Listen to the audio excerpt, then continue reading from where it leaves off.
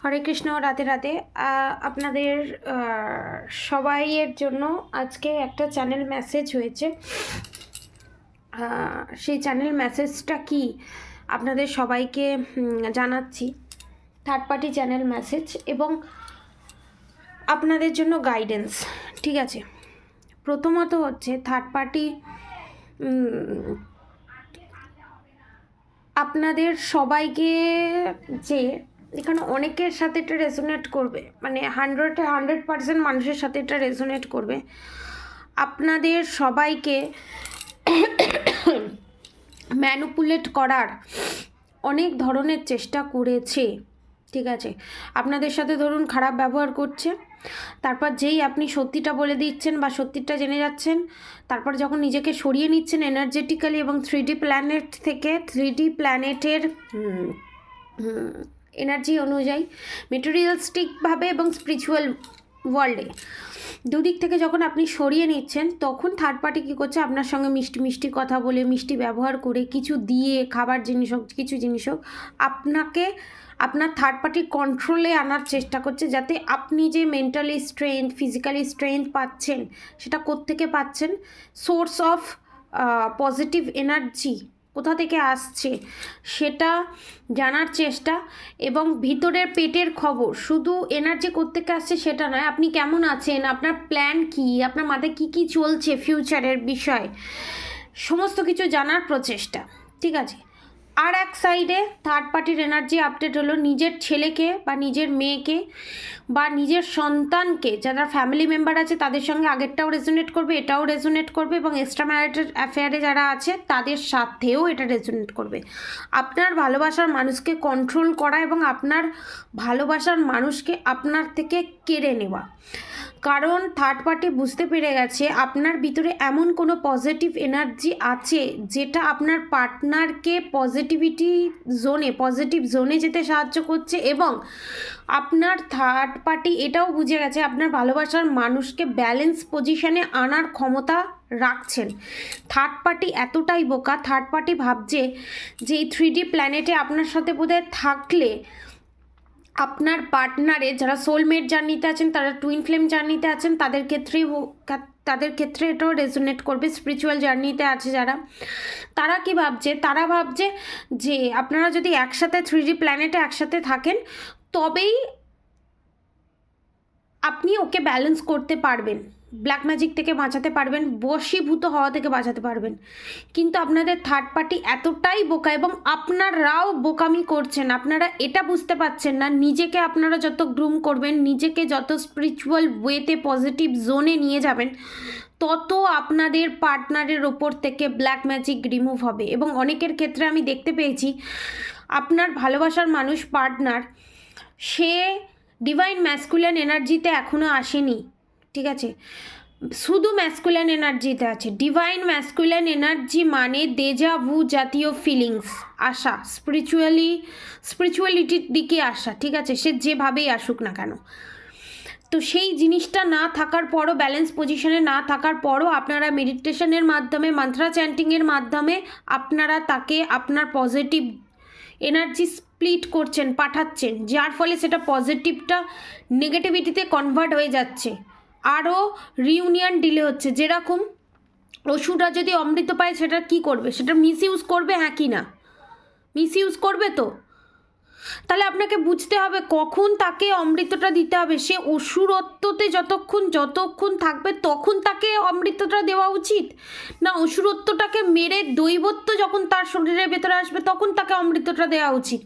আপনারা যে অমৃতটা কালেক্ট করছেন, যে পজিটিভ এনার্জিটা, যে কসমিক এনার্জিটা কালেক্ট করছেন, সেটা আপনি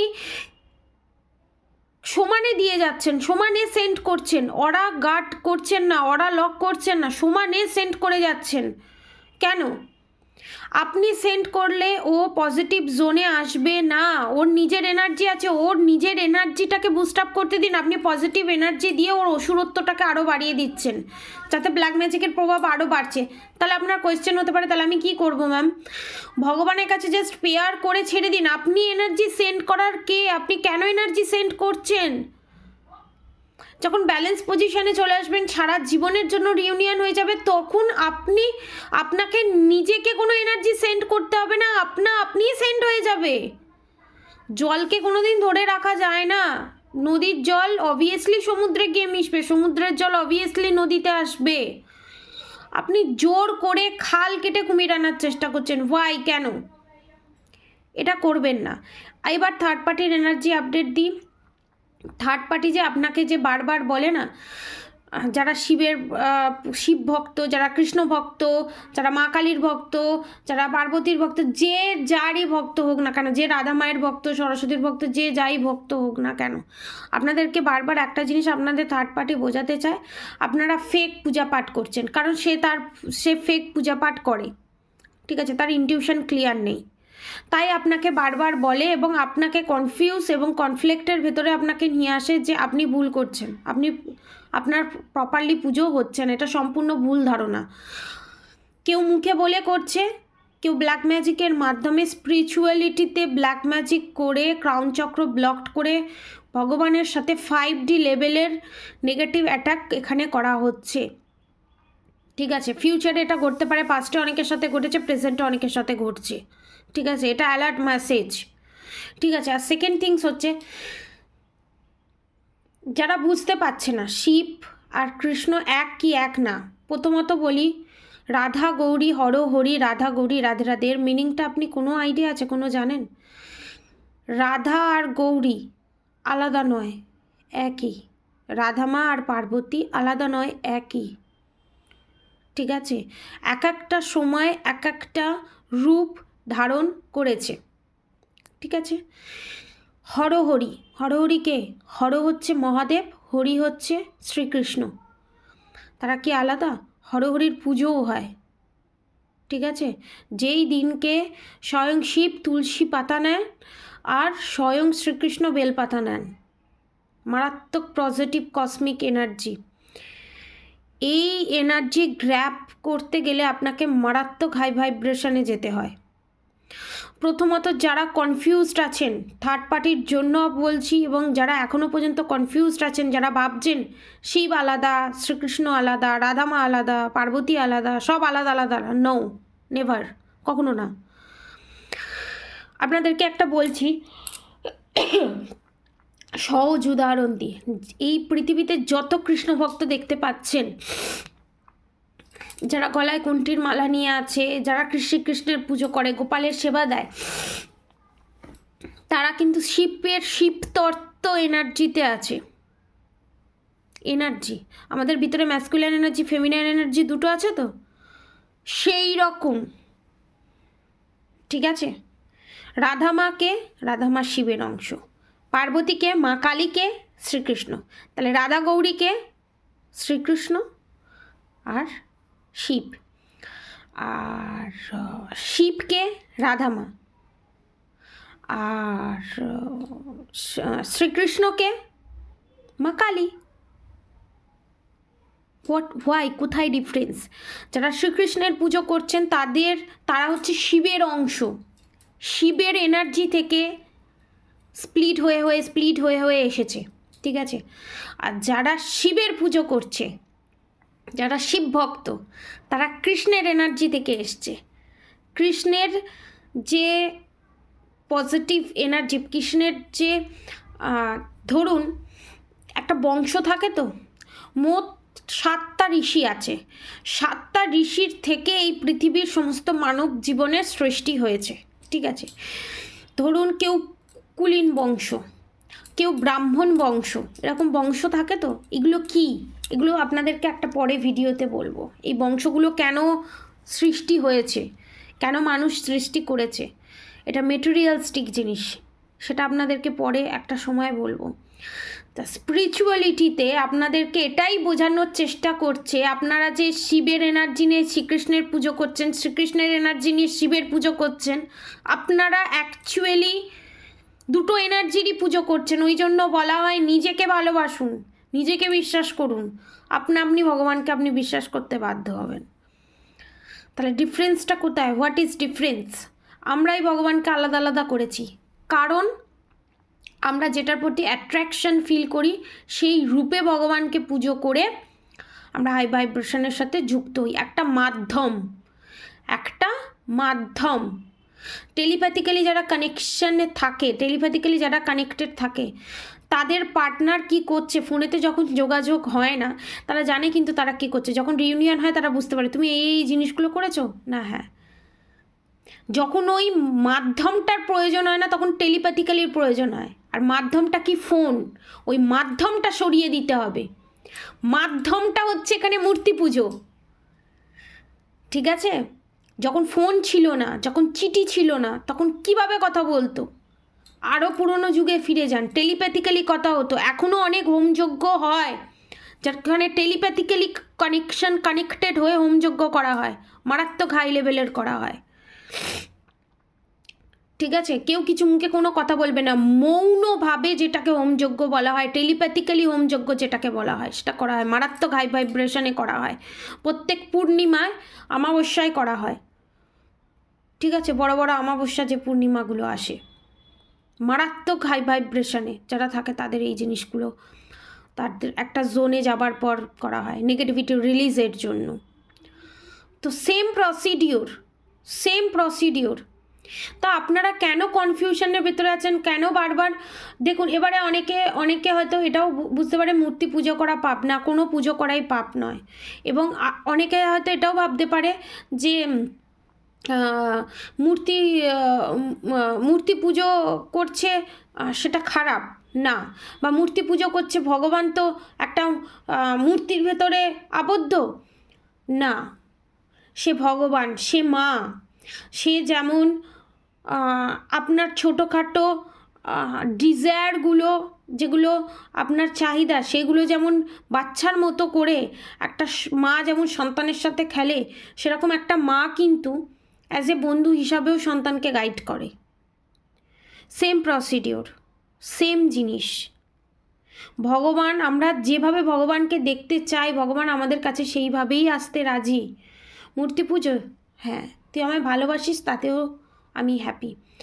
অনেকে মাছ মাংস খেয়ে, ডিম খেয়ে শ্রীকৃষ্ণের পুজো করছে, তাহলে কি সে যদি শ্রীকৃষ্ণের কাছে গিয়ে বলছে আমি না ছাড়তে পারছি না, আমি খেয়ে ফেলছি, আমি ছাড়তে পারছি না, কারণ বংশ পরম্পরায় হয়ে আসছে, সে কার্মার কারণে হোক, এনার্জেটিক্যালি কারণে হোক, আমি ছাড়তে পারছি না, কিন্তু আমি তোমাকে মন প্রাণ দিয়ে ভালোবাসি, তাহলে কি আমার ভালোবাসা তুমি নেবে না?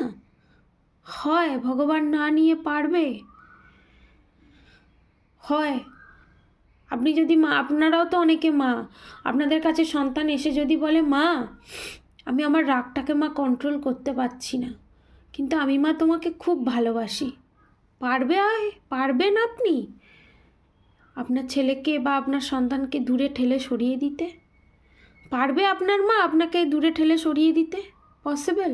তাহলে ভগবান ইনটিউশন দেখে, ভগবান এনার্জি দেখে, সে কোন এনার্জিতে আছে। আমি বারবার আপনাদের বোঝানোর চেষ্টা করছি, আপনারা কেউ বুঝতে পারছেন না।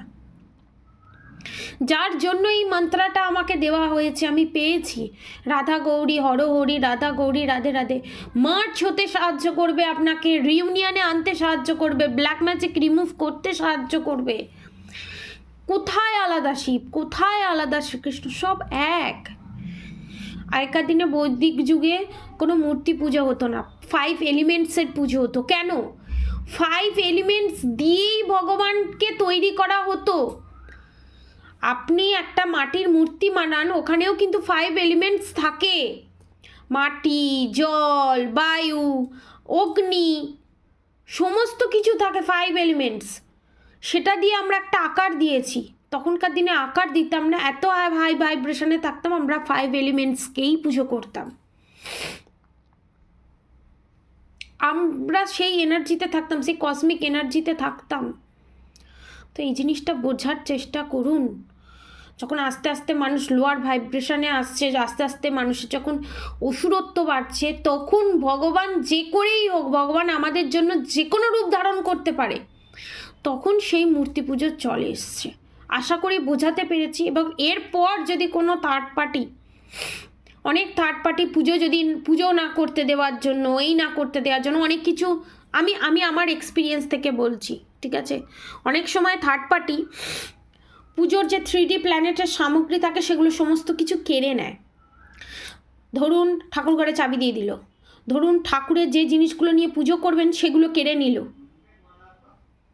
তখন আপনি কি করবেন? মনের ভক্তি দিয়ে পুজো করুন।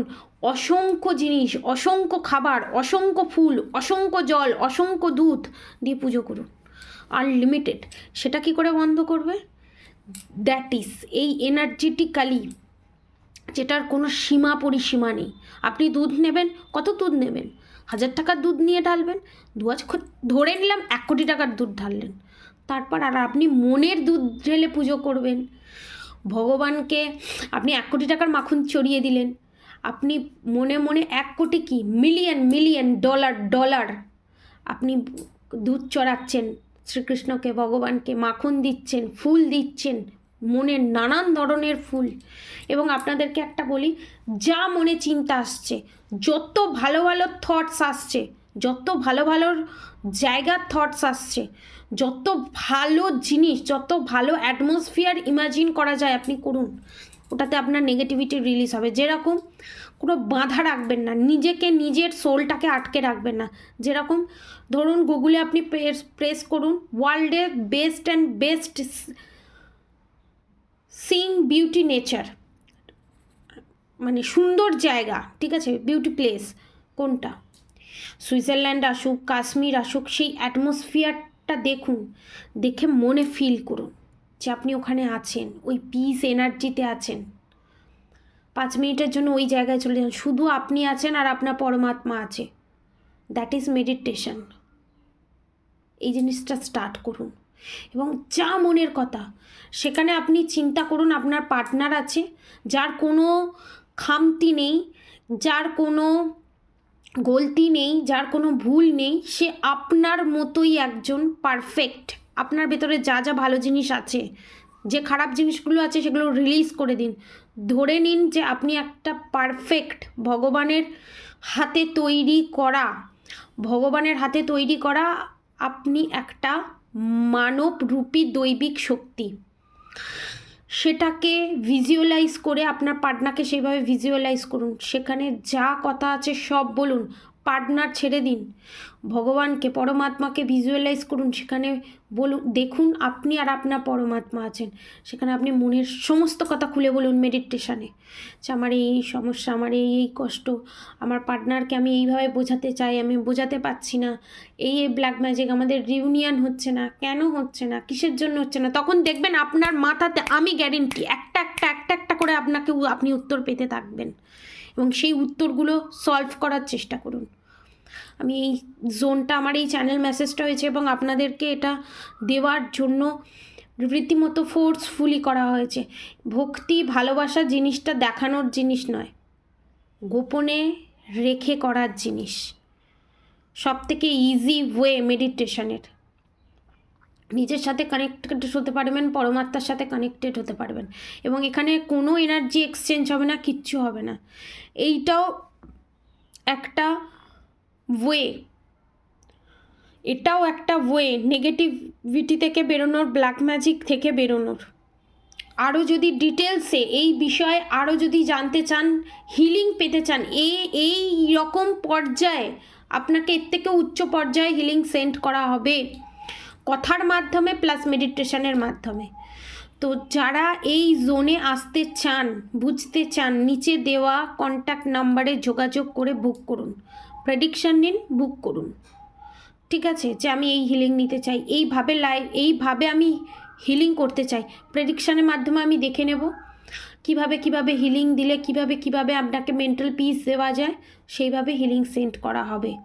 কথোপকথনের মাধ্যমে প্লাস মেডিটেশনের মাধ্যমে এনার্জি সেন্ড করা হবে।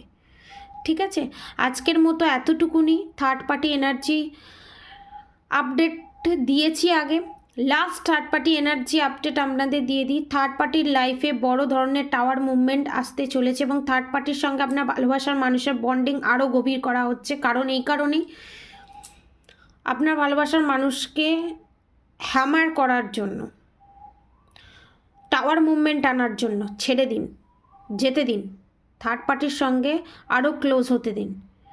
যত আপনি ক্লোজ হতে দেবেন, যত বড় আঘাত পাবে, যত বড় ভুল করবে, যত বড় আঘাত পারবে, ভুলটা তত তাড়াতাড়ি শুধরে নেগেটিভ জোন থেকে পজিটিভ জোনে আসবে, ব্যালেন্স পজিশনে আসবে এবং আপনার কাছে আসবে।